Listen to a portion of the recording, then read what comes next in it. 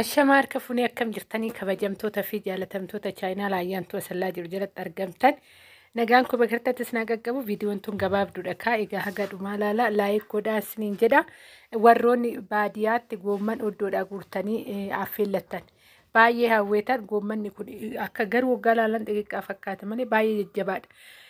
Kutaan isaa tokkichuyyuu distii kan guutudha jechuudha. Akka baadiyyaan keenya duraan haadholeen keenya hojjetan ittiin hojjedha jedheen itti dhimmamee itti yaadee har'a oddoo keessa seenee jechuudha guuruudha. Asumaan immoo biqiltuun kiyya asumaan irraa akka jiru gamanumaan laaltanii oddoo keessattidha.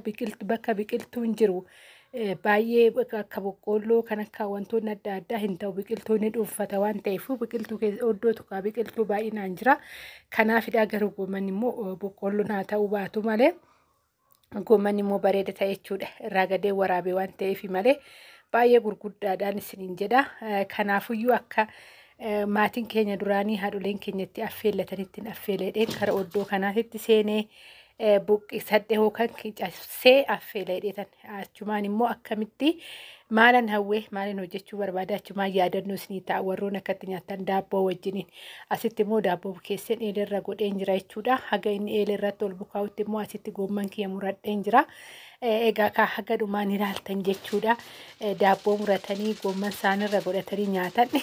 Isa sana yaadadhe jechuudha. Maaliif namni nama taatee dugda duuba keellee yaadachaa jiraachuun dirqamaadha ijaa ta'eef jechuudha. Baay'een jaaladhas baay'ee natti tolas. Gochi haadholee keenya tanaan dura jechuudha. Warri akkasitti jaalattan waraattan viidiyoota namoonni baay'een laayikiin gootan jedhee tan yaada jechuudha. Asitti goomman kee muree tananii gizeen kunuuti dursaa garuu isteeppiidhaan hin deemne dhiifama. Asitti kukkuteen kunuulaan asitti miicceen jira jechuudha. Miiccee raawwadheen immoo kara daabboo kiyyaatitti deema. Daabboo akkuma argitan naa bukaayee jira. Bukaayee tolcheen baasee jira kanaadha. Duqeetidha jechuudha. Qamadii kaa'anii kanan jiraadhu odoo karaa arsii ta'e qamadiin baay'ee sirriitti argama. Qamadiidha fayyadamu ani immoo hedduun jirutti. Duqeetidha jechuudha kanan fayyadame isiniin jechuun jaaladhaa tolchee baaseetoo jira kana fakkaata. Warri jaalattan koottatii nyaadhaa isin affeeree jira isiniin jechuun jaaladhaa. Yaada keessanis immoo saanduqa komentii jalatti naa barreessaa. Lakkii akkanaa miti lakkii akkasiidha lakkii jaalannee lakkii nullee seenaa qabnaa warri jettanuu jiraattan jechuudha. Ani goomman daabboodhaan baay'een jaaladha. Baay'ee tokko jechuudha kanan jedhu oliidha. Baay'een jaaladhas baay'een nyaachuu natti tola bakka. Odoon keessummaatti mana namaatu deeme daabboo goommanii naa kennanii hedduu natti tola jechuudha. Akkanattiin hojjedhee gannasii keessattuu gannaadha kan akkanatti nyaatanii. Isinis kaahoo waan akkasii beektan ta'e eeyyanii mana keenyallee akkas ture jechuu hin dandeessan jechuudha.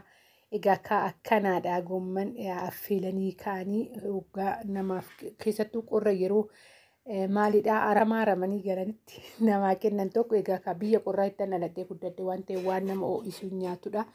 Kanaaf isiniin jechuu jaaladha. Warri isinitti tole sheerillee godhuu ni dandeessan isiniin jedha. Viidiyoowwan biraatiin haga walitti deebinutti nagaan haa ta'a. Hedduun isin jaaladhaa hedduun isin kabajaa. Dhugaa dubbachuuf kanan isiniin jedhu kabajamaa baay'ee na jajjabeessaa jirtanii. Warroonni haarabtii yeroo yeroodhaan kara godhuftanillee galatoomaa isiniin jechuun jaaladhaa. Hedduu tokko guddaa tokko galatoomaa haarawwanillee fuula haarawaa baay'een argaara. Laayikiis koomentii keessanis naaf jiraadhaa. Akkana kabajanitti kabajamaa isiniin jechuun jaaladhaa. Egaa gannaadhaan biratti ganna qixxee keessa jirraa koottaa nyaadhaa. Egaa biyyoota biraa tarii amma ho'aadha akkam biyya harabaa beekutti jechuudha biyya harabaa ho'aadha. Biyya biraatillee akkasuma wal qabataa nagaa naa ta'a fayyaa naa ta'an isiniin jedhaa baay'ee.